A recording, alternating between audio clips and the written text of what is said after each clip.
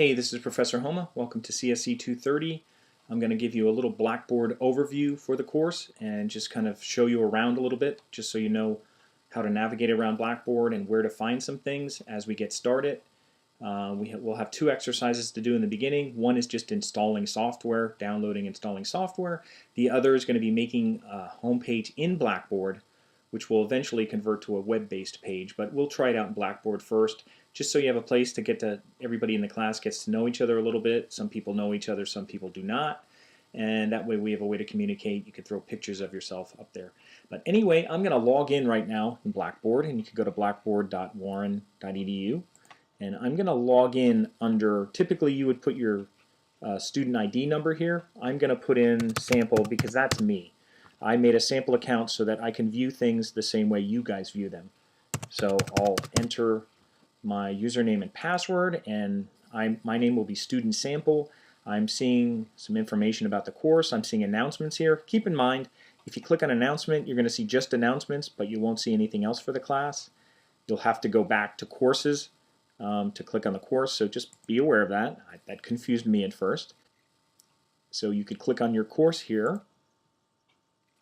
and then you'll see the announcement, and you'll also see all your navigation buttons on the left side. I use the beige granite kind of look for the spring.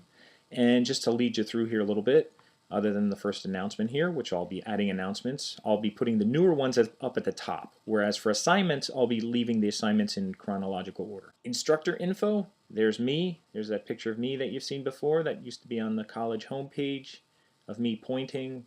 Syllabus, frequently asked questions. I don't have the syllabus uploaded yet.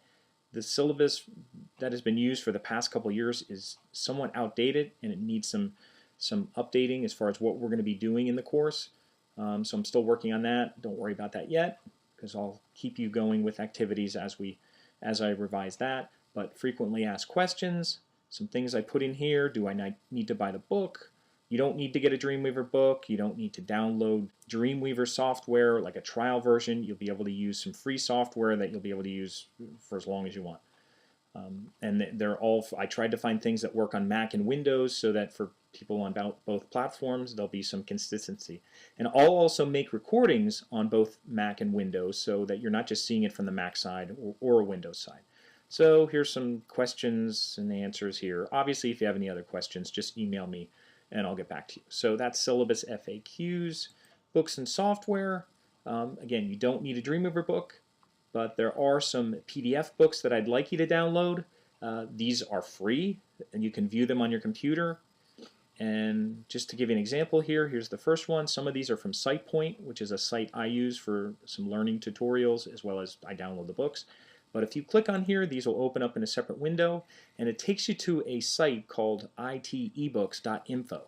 And I don't know, I just stumbled on this by accident. It's not a torrent site, it's not an illegal site, but you could download all kinds of computer science books and web-based books for free, as long as they're just the PDF book. So if you scroll down the page and go to ebook and you right-click on this and do Save Link As, basically you'll download the PDF of that whole book.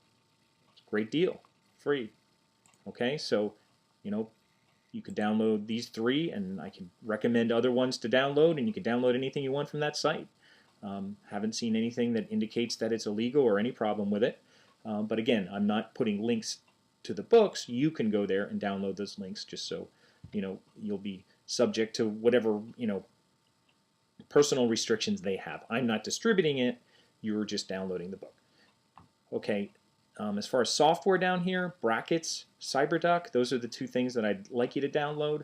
I also mentioned browsers so that you can preview things in Firefox browser or Chrome browser. It's nice to have a couple browsers to preview things in to see how they look different. You may also want to get a copy of Opera, although not a lot of people use Opera. And Safari, if you're on a Mac, you have Safari already.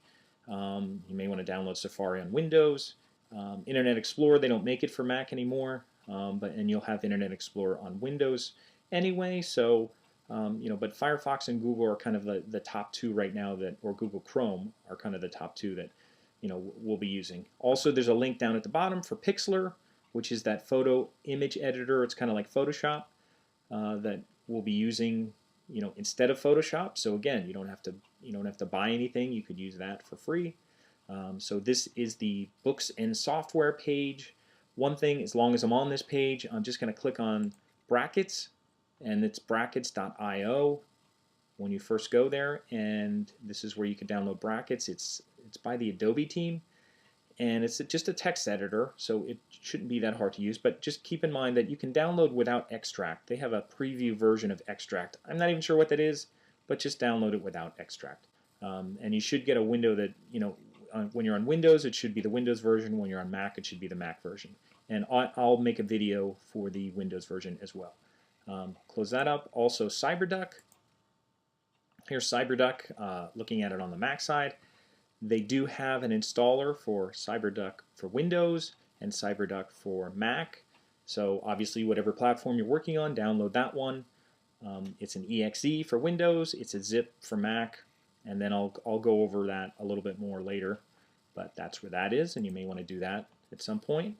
And that's pretty much the books and software section. I'm going to go to links and resources. Now I have tons of stuff here. One of the first ones is W3 Schools. We use that in the GRD 123 class. Great learning site, great resources. I love this site. Learning HTML, they have little windows where you can go in here and try it yourself, and you could write your own code and preview it, and you could copy and paste the code and save it and do all kinds of things. It's a great learning tool. It's way better than a book, I think, because you can work in it. You can't work in a book. You got to read a book and then do it later. This is a really cool site. We'll be using this for HTML, CSS, maybe even Bootstrap. W3 Schools, great site. Can't say enough about it. Also, I have folders. Whenever you see this kind of yellow folder, that means there's more links inside here. HTML basics. I have a couple basic things just to start. And you could use the bread trail here to get back. CSS basics. I have a couple links here under CSS. Learning resources. These are like whole tutorial sites. I have W3 Schools here. HTML Source, which is a great site. I mean, check out some of these things. We'll be using these as we need them. But a lot of great resources here. Way better than a book, I think.